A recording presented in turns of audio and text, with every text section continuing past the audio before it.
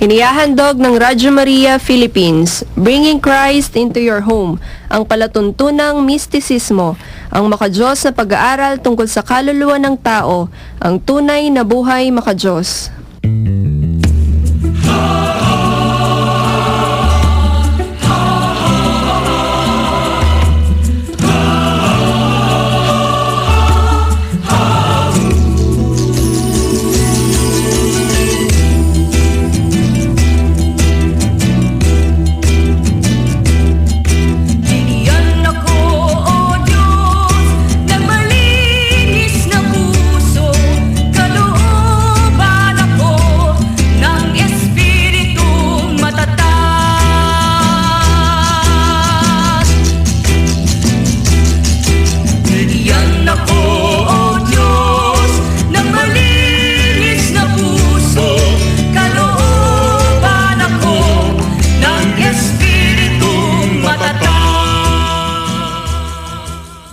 Isang payapang pakikinig po sa inyong lahat, mga minamahal naming taga-subaybay ng Radyo Maria Philippines, Bringing Christ into Your Home, na sumasayang papawid dito sa 99.7 FM Tarlac, 101.5 FM sa Cagayan, 102.1 FM sa Isabela, at 95.9 FM sa Zambales. Magandang gabi po sa inyong lahat. Brother Ronnie Aclo po. Ako po si Sister Merly Ibanez ng San Rafael. Magandang gabi po sa inyong lahat. Magandang gabi po sa inyong lahat. Kami po si Sister Marjorie ng San Rafael. Magandang linggo ng kapayapaan, LBC ng St. Michael the Archangel Paris. Muli po, magandang gabi pong muli sa inyong lahat, mga minamahal naming taga-subaybay sa ating pong himpilan ng ating mahal na ina. Muli po ang pagbati sa inyo ng isang mabiyayang gabi sa inyong lahat. Sa ngalan po ng Radyo Maria Philippines, Bringing Christ into Your Home, muli po namin kayong inaanyayahan na kami po inyong samahan sa ating pong pag-aaral at pagtalakay sa hiwaga at karunungan ng mga salita ng Diyos dito po sa programang Ang Mistisismo ng ating pananampalatayang Katoliko. Ang tunay na buhay makadiyos na inyo pong laging napapakinggan tuwing linggo mula ika-9 hanggang ika-10 po ng gabi. Hangad po ng ating programang ito na makapagdulot po sa inyo ng kahit konting kalamang espiritual sa inyong mga tagapakinig ng Radyo Maria. Ngunit bago po tayo tuluyang dumako sa ating mga paksa, kayo po ay aming inaanyayahan sa pag-aalay ng isang panalangin. Ave Maria Purissima, Simplifado ko sa vida. sa ngalan ng Ama, ng Anak at ng Diyos, Espiritu Santo. Amen. Mahal naming Panginoon at mahal naming Birheng Maria, sa oras pong ito, kami ay nagpapasalamat sa lahat po ng mga biyaya na inyong pinagkakalob sa amin. Higit sa lahat, ang karunungang taglay ng bawat isa na nanggaling po sa inyo. Nawa, Panginoon, ay magamit namin ito sa inyong banal na kalooban. Panginoon, patawarin niyo po kami na kung minsan ay nawawalan po kami ng tiwala sa aming sarili at nakakagawa ng hindi naaayon sa inyong banal na kalooban. Tulungan niyo po kaming magtiwala, magtiis, at maghintay upang makamit namin ang aming minimithi sa buhay, na walang iba kung hindi ang buhay na walang hanggan. Ito po'y aming inihingi at dinadalangin sa ngalan ng Panginoong Jesucristo, kasama ng banal na Espiritu, magpa sa walang hanggan. Amen. Amen. Birheng, maawain, ipanalangin niyo po kami sa ngalan ng Ama, ng Anak, ng Diyos, Espiritu Santo. Amen. Maraming salamat po, Sister Merly, sa ating pong pag-aalay ng panalangin. At muli po, mga minamahal namin taga-subaybay, amin pong pinapaalala na ang ating pong programa at iba pa pong mga programa ng Radyo Maria Philippines ay mapapakinggan po sa buong lalawigan o sa mga lalawigan ng ating o karatig lalawigan ng ating main station po sa pamamagitan po ng audio streaming sa mga website po ng Radyo Maria sa www.radyomaria.ph at sa buong mundo po sa pamamagitan po ng website po ng www.radyomaria.org.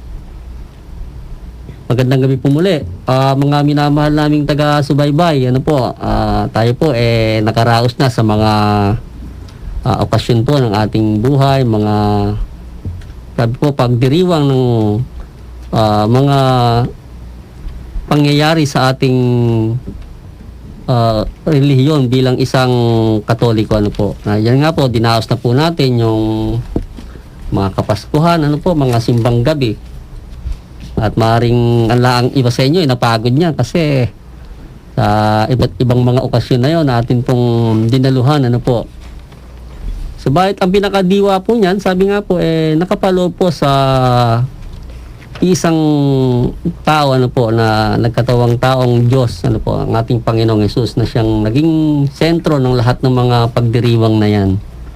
At sa gabi nga pong ito, tayo po muling pumapasok po sa ating pagtatanghal ng ating programa. At bago ko nga pala makalimutan, ano po, ay tanong sa inyo na kayo po ba nakapagsimba na, ano po, sa araw na ito.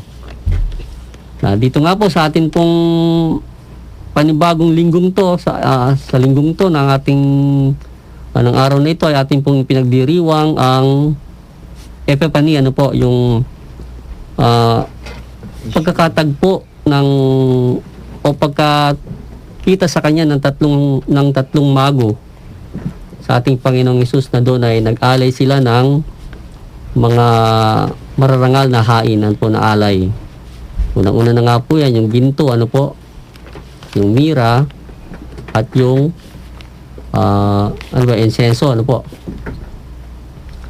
At sa gabi nga pong ito, atin pong papasukin ng ating pag-aaral kung doon po nag-alay po ng ginto yung mago sa harapan po ng ating Panginoon, ano po.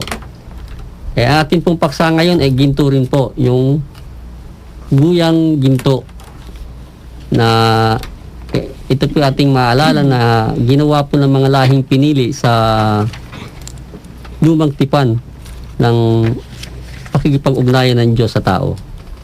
At bago po tayo tuluyan lumaod sa ating paksa, ano po, ay babasahin po muna ng ating kapatid na si Sister Marjorie ang ating pong magiging paksa.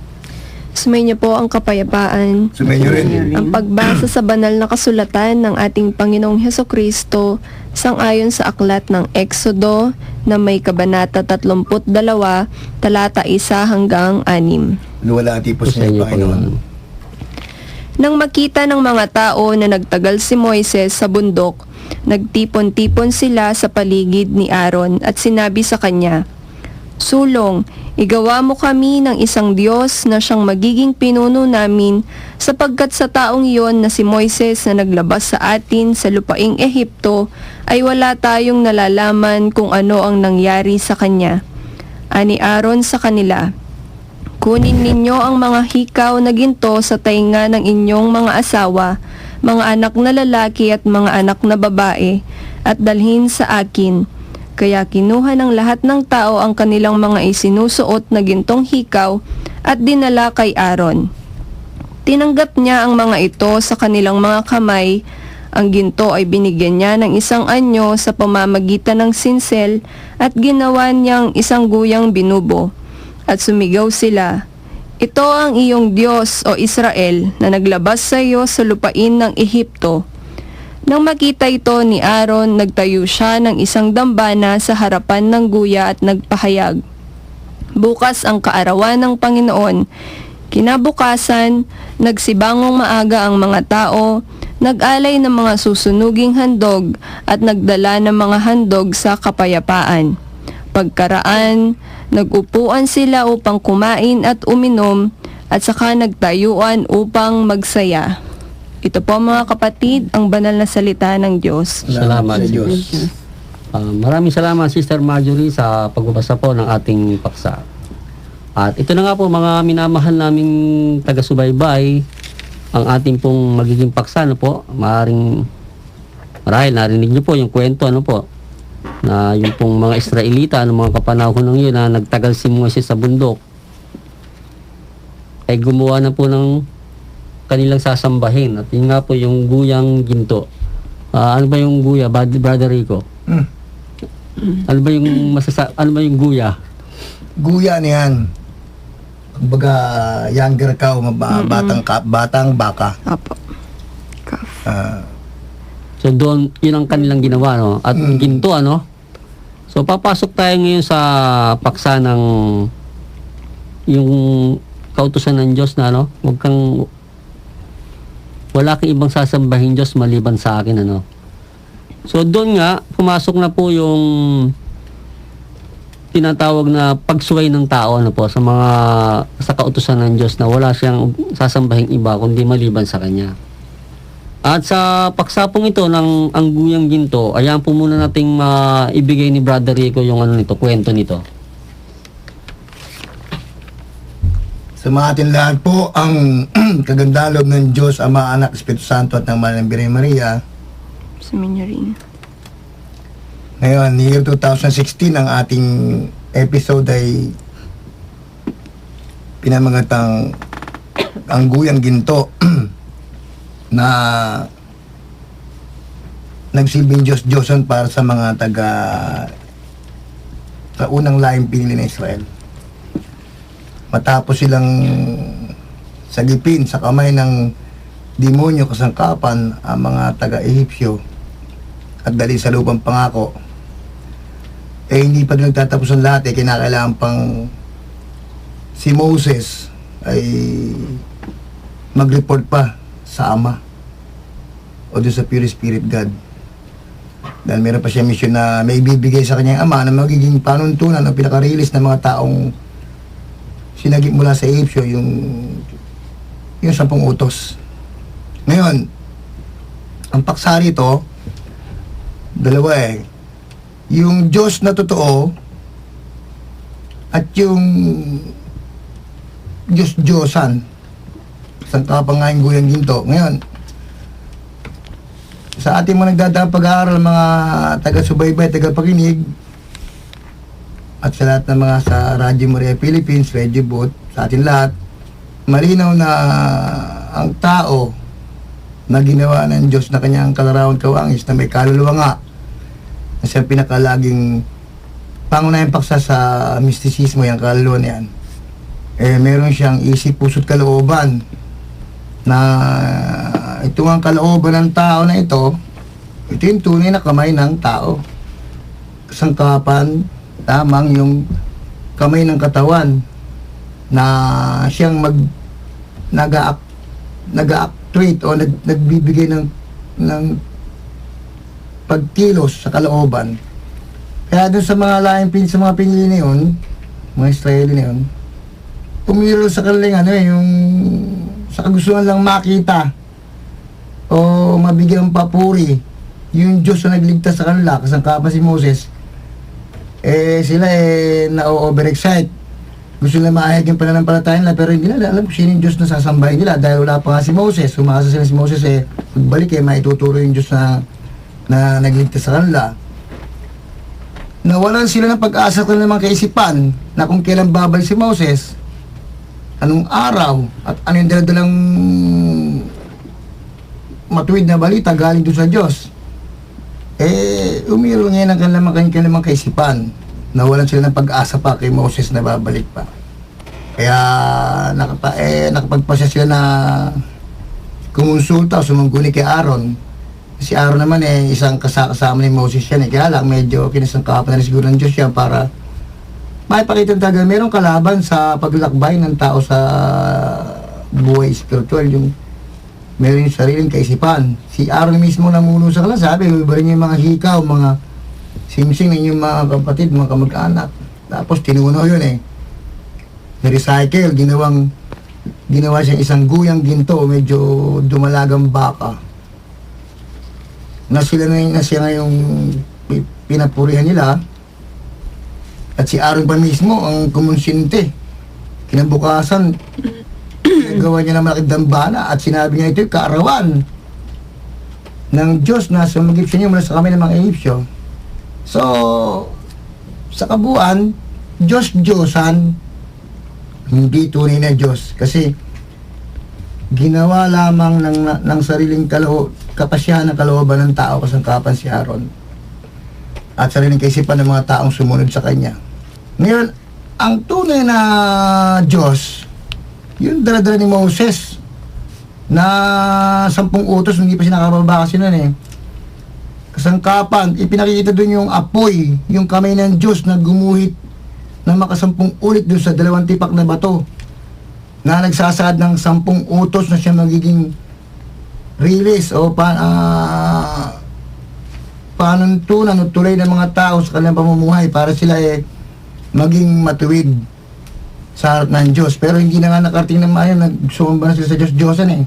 Kaya malinaw, ang tunay na Diyos yung nagpadala ng apoy doon sa 2 tipak na bato na gumuhit ng 10 utos kay Moses. Yun yung gawa ng Diyos. Yun ang kalooban ng Diyos, yung apoy na yun. Samantalang ito naman Diyos-Diyosan, ito naman yung kalooban, ito naman yung sa demonyo, kinasangkapan ng kalooban ng tao, ginamit ang kamay para makabuo ng mga gintong guya. Kaya kung mababasa lahat sa 10 utos, ang unang-una doon ang ako'y Panginoon mo Diyos yung mapanibugin, huwag kang sasamba ng anumang Diyos-Diyos ang inukit gawa ng kamay, sabi sa unang utos doon eh. Kaya bali pinapaksa rito, yung tunay na Diyos, kontra doon sa Diyos-Diyosan. Yun ang pumuna. Binigay po ni Brother Rico yung pahapyan ng pagpapakilala ng salitang Diyos-Diyosan, ano po. Sapagkat ito pong salitang Diyos-Diyosan na ito ay isa pong malawak po ang pakahulugan nito, mga minamahal naming taga-subaybay, ano po, sa paksa po nating tinatahak na ito. At kaugnay pa rin po ng ating paksang ito na atin pong bibigyan muna ng literal na pangintindi. Atin po munang bigyan daan naman si Sister Merly sa paksang ito. Yung pong mga tao noon, yung pong kawalan ng tiwala kay Moses at sa Diyos, no? Nainip po sila, ang pagkainip ng mga Israelita, nainip po sa pagbabalik ni Moses. So, yun nga, gumawa sila ng sarili nilang pagsamba. Nawala ang tunay na diwa ng pagtitiis. Hindi sila nakapaghintay. No? Dapat po, wag po tayo mawalan ng tiwala. Tayo po sa Diyos na lumikha sa atin. Wag tayong mawalan ng tunay na pananampalataya sa Diyos. Magkaroon po tayo ng tunay na pananampalataya, pag-asa at pag-ibig. Marunong po tayong magtiis, magtiyaga at maghintay, sapagkat ang tunay na kabanalan at ang pagkakamit ng kaharian ng langit ay sa pamamagitan ng pagtitiwala at pagsunod sa dakilang Diyos na nagtiis para sa atin. Sapagkat ang sinubok po kasi sila ng Diyos sa kanilang pagtitiis o pagtsitsaga o paghihintay. Sapagkat ang pagsubok sa kaganapan ay nasa katangiang pagsunod. Sapagkat ang kalangitan ay hindi matatamo sa pamamagitan ng kawalang tiwala. Kaya dapat magtiwala po tayo talaga sa kagustuhan ng ating Panginoon. Siya po yung magbibigay ng tunay na pagpapala. So, doon naman po sa sumamba sila sa Diyos-Diyosan dahil nga nainip sila. Yung pong mga Diyos-Diyosan na kagaya sa other meaning po, yun pong mga dinyo-Diyos ng tao ng kayamanan, karangyaan, katanyagan. So, mayroon po pa pong mas higit pa doon na sinasamba ng tao na yung sinasabi nating 10 ketong. Yun pong kataasan, kapalaluan, kainggitan, kasakiman, kapuotan, katakawan, katamaran, at iba pa po. Kaya hindi po natin talaga makakamit ang tunay na kabanalan kung hindi po tayo, kung tinataglay-taglay pa po natin itong mga 10 ketong na sakit ng katawan at kaluluwa. So, ang inihingi lang po sa atin ng ating Panginoong Jesucristo na magkaroon po tayo ng tunay na paghihintay o tunay na pagtitiyaga. Ano po, magtiyaga po tayo, wag po tayong, hindi natin po, kahit po yung mga santo, hindi po naging santo sila. Nagtiis po ng matagal na panahon yan. Kaya, hindi po dagli-dagli ang makakamit ang tunay na karya ng langit. No? Kaya, ang inahanap po sa atin ng Diyos na pagtitiwala talaga. No? Pagtitiwala sa Diyos. Maraming salamat po, Sister Merly, sa inyong magandang pagpapahayag tungkol po sa pagdurugtong ng ating paksa sa guyang ginto na ating pong tinatalakay.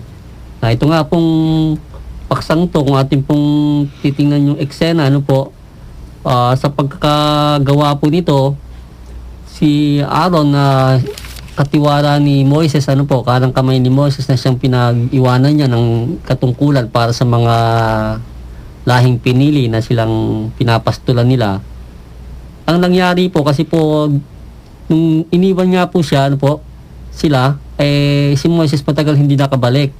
Kaya nangyari po, yung mga tao, inutusan si Aaron na igawa mo na lang kami ng Diyos, At ito namang si Aaron, sinunod niya yung kalooban ng tao, So, nandun po rin sa tinatawag na pagsunod sa kagustuhan ng mga tao. Kaya po nagawa po itong guyang ginto na mga kapanahonang iyon nila Aaron. So, lumalagay po na ang guyang ginto, isa rin pong nangyari pong magawa dahil po sa pagsunod sa kalooban ng tao. So, atin naman ngayon tingnan si Sister Marjorie sa kanyang pananaw tungkol sa paksang to. Yung sa amin nga po, yun nga, sinabi nyo nga po, Brad, na nagtagal si Moises. So, nagtagal si Moises sa bundok ng Sinai ng 40 araw at 40 gabi. So, within that 40 days, yung mga tao, yung mga Israelita, nangamba nga sila. So, ito yung naging problema sa kanila. At tingnan natin sa panahon natin ngayon, kung saan natin may halin tulad yung pangambang yon sa mga buhay natin. So ito yung naging problem ng mga Israelita. Sila yung nangamba na walang mamumuno sa kanila. Sila yung nangamba na walang mangunguna sa kanila na kanilang susundin.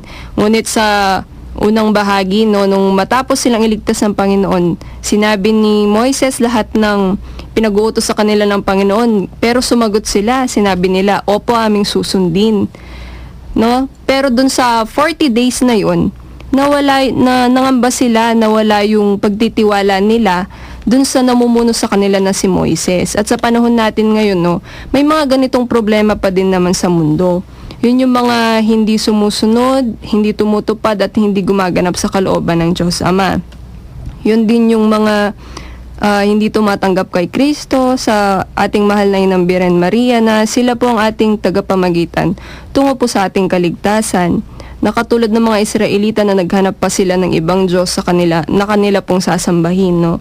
Nakakalungkot nga pong isipin na may mga taong iniisip at pinaniniwalaan nilang ang ating Panginoong Hesukristo at ang ating mahal na Inang Birhen Maria ay isang tao lamang na kinasangkapan ng Diyos. That's why they excluded them. Hindi nila kinilala. Hindi nila kinikilala sa buhay nila. At ganoon din naman sa mga Diyos-Diyosan ng mga tao sa kanilang mga sarili, tulad nga ng sinabi ni Sister Merly, yun yung mga kayamanan, karangyaan, kapangyarihan, material na bagay, mga sarili nating gusto, yung mga nakikita natin na kaakit-akit sa ating mga mata na sa pag-aakala natin ay tunay na magpapasaya sa atin. Katulad ng mga Israelita ng kanilang sinasambang guyang ginto, nakikita nila, nasasayahan sila. Ganon din naman ang kinahihiligan ng mga tao sa daigdig ngayon, yung kumain lang, uminom at magsaya. sa maling mga pananaw ng tao, no, sa kanilang buhay at sa bigay ng daigdig na siyang nagdudulot sa atin ng paglalayo sa Diyos at sa pagsuway sa Diyos. No, sa ibang panig nga po ng Ebanghelyo may sinasabi, kung may nagmamahal sa daigdig, wala sa kanya ang pag-ibig ng Ama, sapagkat lahat ng nasa daigdig ay masama. No, mga ginigiliw po naming tagapakinig, matuto po sana nating tupdin at sundin ang mga batas at utos ng ating Panginoong Diyos. Huwag po sana tayong mangamba sa mga bigay ng buhay sa atin, maganda man or hindi maganda, masaya man or hindi, mabuti man or masaya. Ang mahalaga po, sinusunod po natin yung kalooban ng Diyos Ama. At tinatanggap po natin si Kristo at ang mahal na ng Birhen Maria sa buhay po natin upang ibigin po tayo ng Diyos at pag-ingatan po tayo sa tuwid-tuwina. Yun po. Maraming salamat, Sister Marjorie, sa inyong masayang pagpapahayag ng ating paksa. Po. At ito nga po mga minamahal naming taga-subaybay, taga-pagtagkilik ng ating programang Mistisismo, dito po sa himpilan ng ating mahalay na ng Radyo Maria. Napakaganda po ng paksang to, na dito po ay muli nating binubuksan, at nililinaw yung katayuan ng bawat isa sa atin sa ating pang-araw-araw na buhay. Katulad nga po ng mga pinaliwanag na po ng ating mga kapatid, ano bang mga labis na pagpapakaabala, sabi nga po na naglalayo sa atin sa pagtingin natin sa Diyos, sa ating pagtuklas sa Diyos, sa ating paghahangad na makilala ang Diyos, ay isa pong uri ng guyang ginto na atin pong itinatayo sa ating pagkatao. At ipinaalam nga po sa atin ng mga ating mga kapatid kanina ang mga bagay-bagay na atin pong umiiral po sa atin. Spiritual man po o literal yan. Sabi nga po, basta't yan po ay ating umiiral sa ganang ating kagustuhan lamang, yan po isang masasabi nating guyang ginto na atin pong itinatayo sa ating sarili na isang Diyos na atin pong sinusunod. At dahil po dyan sa ganyan pong kalalagayan, ang atin pong isip, puso at kalooban napapalayo po doon sa tinatawag na tunay na ningning ng tala na dapat nating makita, katulad po ng Ebanghelyo po kanina, yung tatlong haring mago o tatlong mago na sinundan nila ang tala upang makita nila si Jesus. Na doon nga po, atin pong ilalarawan din po sa ating mga isip, puso at kalooban yung tatlong mago na yun, na atin pong dapat na hanapin at dapat natuklasin ang Diyos, ang tunay na Diyos sa ating buhay. At ito pong tunay na Diyos na to natin pong tinutuklas sa ating buhay, sabi nga po nung ating kapatid na pare, ay hindi po madaling hanapin. Sa pagpapalawak ko po ng ating talakayang ito, sa paksa po ng ating pag-aaral tungkol sa guyang ginto na nilalaraw ang isang Diyos-Diyosa ng ating pag-aaral, ay itutuloy po natin ito, bigyan po muna nating daan ang magpapakilala ng ating himpilan.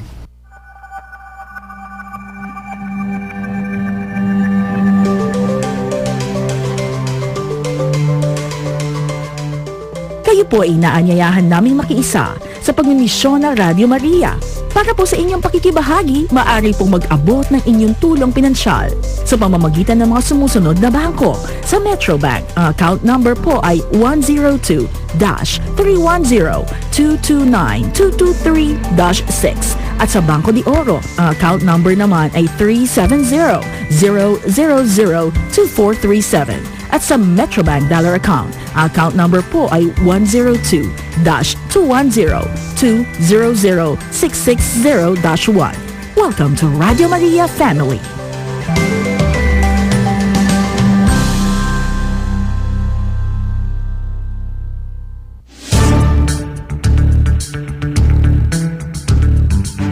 Daily News Update. Makinig sa mga sariwang balita sa loob at labas ng ating bansa. Huwag magpapahuli sa balita. Alamin ang mga pinakahuling mga kaganapan. Tutok lang kayo dito sa Radyo Maria mula Lunes hanggang Biyernes.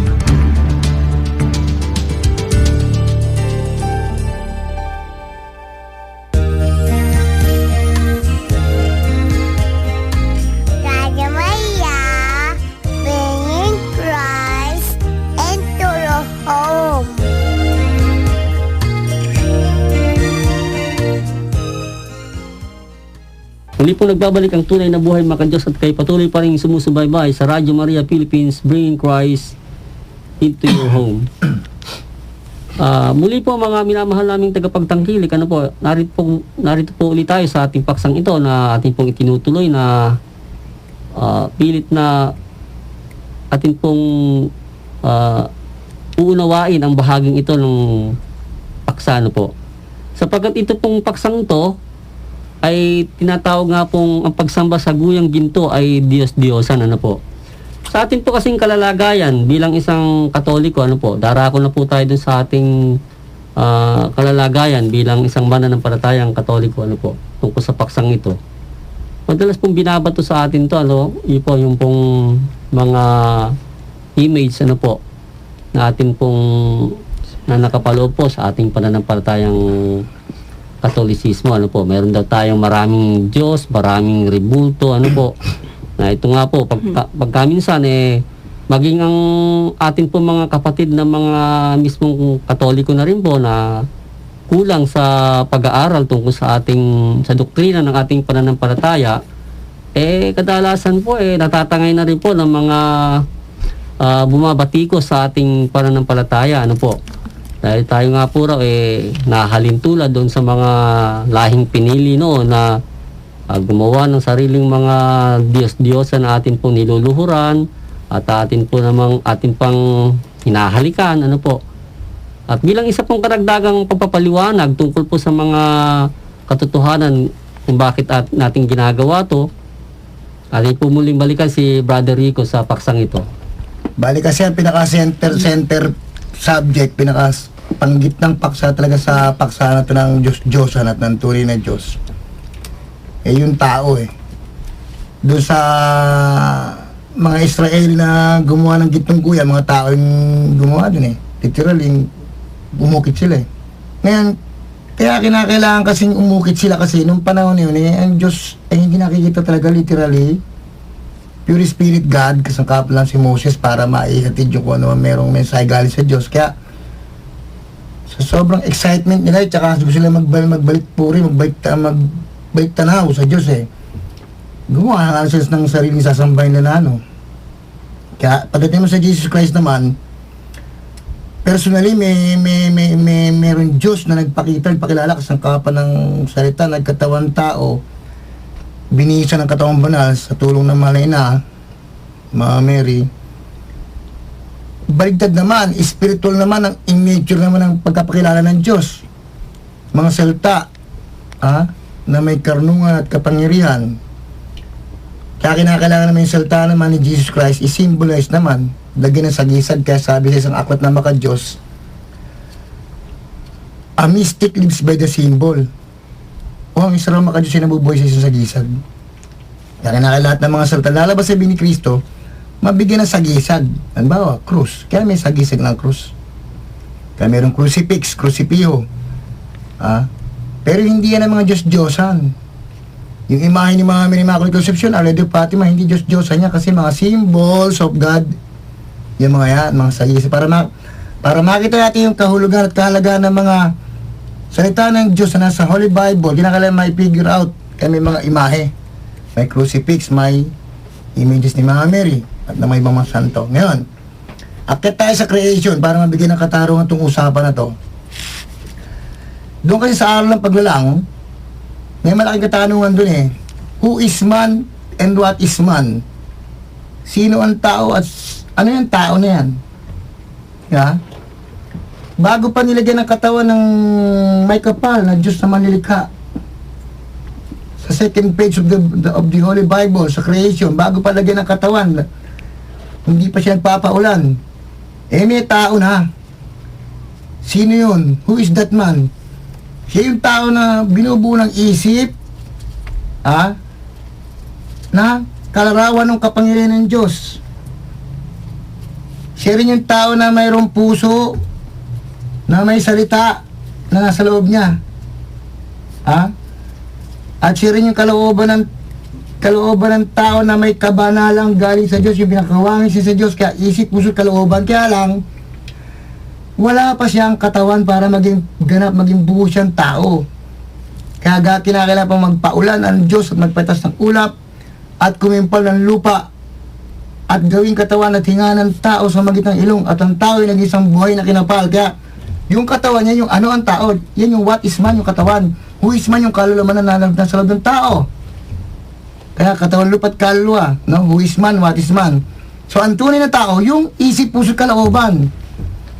Kasangkapan lamang katawan ng tao na ibigay ng Diyos sa tao niya para maipakita, ma-recognize kung ano meron yung kaluluwa na galing din sa meron din sa Diyos na may gawa sa kanya na binubuo ng three divine person in one God, Ama, Anak, Espiritu Santo. Kaya pagdatingin sa paksa ng Diyos-Diyosan, ito tayo. Kung meron man nakasulat sa Holy Bible na huwag sumamba sa gawang kamay ng tao, hindi yung kamay ng katawan ang pinag-uusapan dyan. Literal na kamay, hindi. Hindi literal na kamay. Ha? Sapagkat kung meron tunay na tao, yung tunay na kamay ng tao na 2 years natin pinag-usapan dito sa Radyo Maria Philippines to, yung kalooban ng tao, ang siyang tunay na kamay ng kaluluwa, na siyang tunay na tao, na kinakailangan lamang lang na gumamit lamang ng katawan para ma-i-actuate o maipakita yung kung ano meron yung kalooban ng tao niya na para masunod yung kalooban ng Diyos. Kung may matatawag na Diyos-Diyosa ngayon, yan yung tao na mga sumasamba sa salapi na ginawa ng kamay ng tao. Tao na sumasamba sa gawang taong paniniwala, gawang kalooban ng sariling paniniwala. Sa pagkakala sila ay mga natagpuan lang tunay na release patungo sa Diyos. Kaya literal na Diyos-Diyosan, salapi, espiritu ng Diyos-Diyosan, yung mga pananampalatayang ginawa ng sariling kalooban ng tao sa lupa. Bato-bato sa langit, ang tamaan talagang magagalit, pero in God we trust. Sumayin niyo po lahat ang kapayapaan. Narinig po ninyo, mga minamahal naming taga-subaybay, ano po, ang ating kapatid na tinalakay po niya yung pinaunawa po niya yung sa kauna-unahang kasaysayan, ano po, yung tao na pinakikilala niya na kung meron po taong physical, ano po, meron taong spiritual. At kaya nga po, tayo nga po sa atin pong pagpapakilala sa atin pong programa, ito po yung programang Mistisismo, ano po, pag-aaral sa kahiwagaan, ang kahulugan po ng ating programa. Sapagkat pinakikilala nga po yung ating dalawang uri ng pagkataong nakikita at yung pagkatao po nating hindi nakikita. At yan nga po yung tinutukoy ng ating kapatid na si Brother Rico kanina. Kaya po, dinala po niya tayo doon sa creation, sa paksa ng paglikha. Ano po.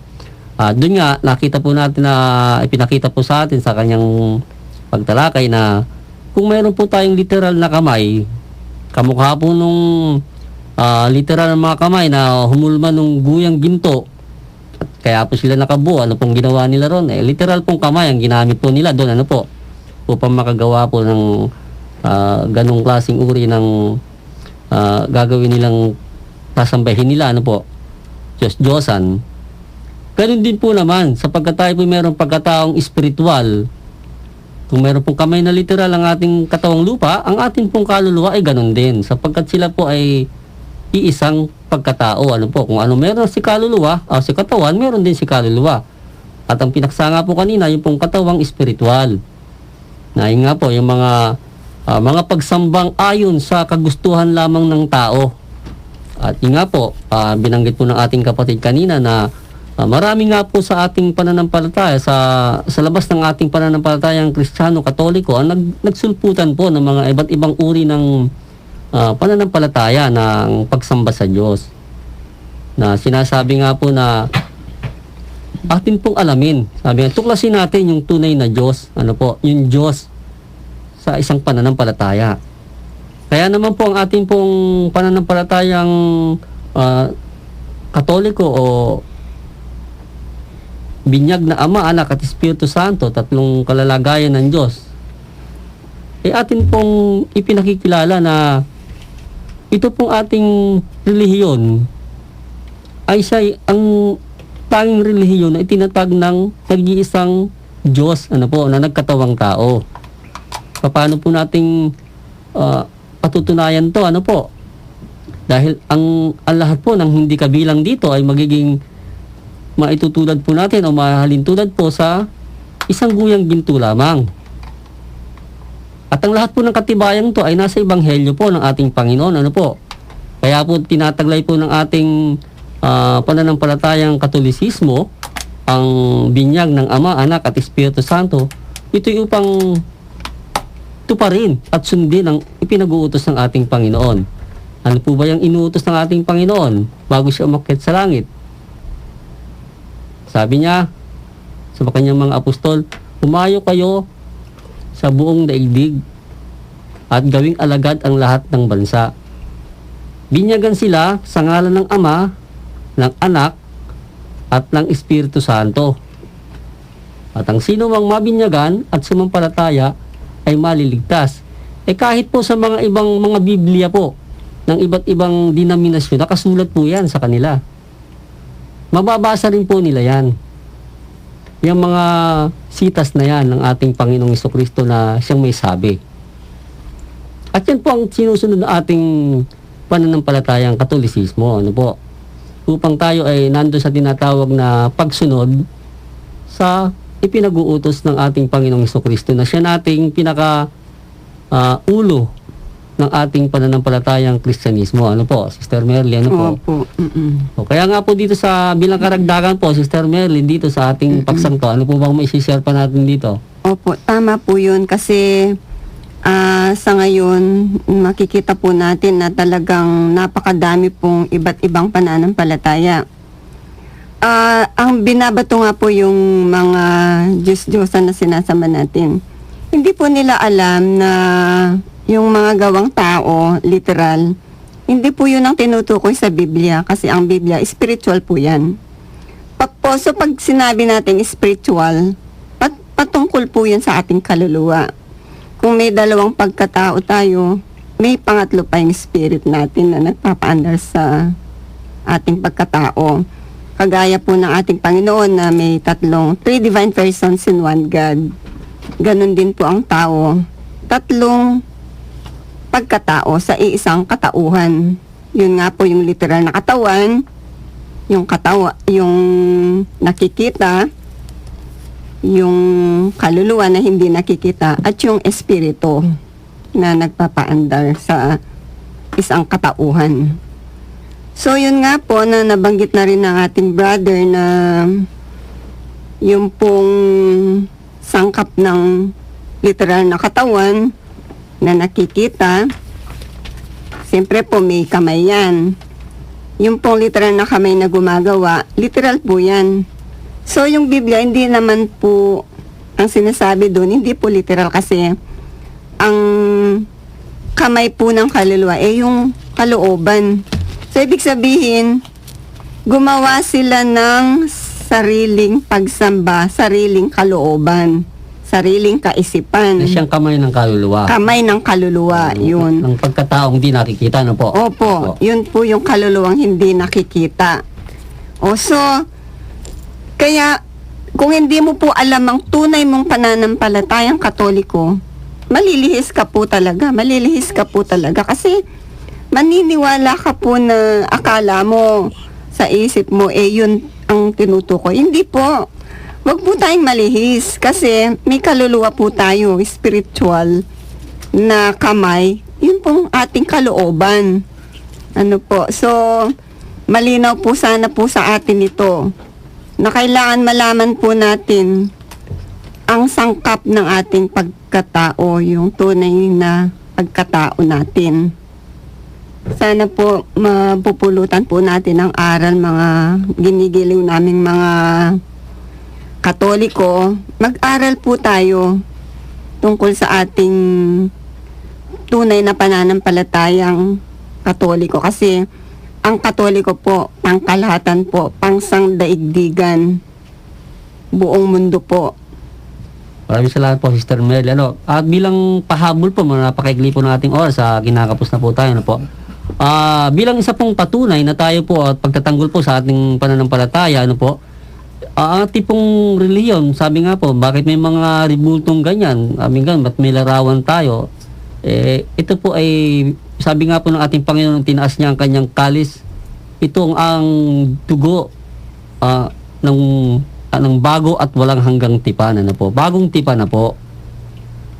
Kaya po tayo mayroong mga larawan sapagkat ang Diyos po ay nagkaroon na po ng larawan sa pamamagitan ni Jesucristo na nagkatawang tao. At yan ang pong sinasabi ni San Pablo, ano po? Si Jesus ang larawan ng hindi nakikitang Diyos. Kaya meron po siyang larawan. Hindi po kamukha nung araw, panahon ni Moises, kaya pinagbawal po ng Diyos kasi wala po siyang larawan.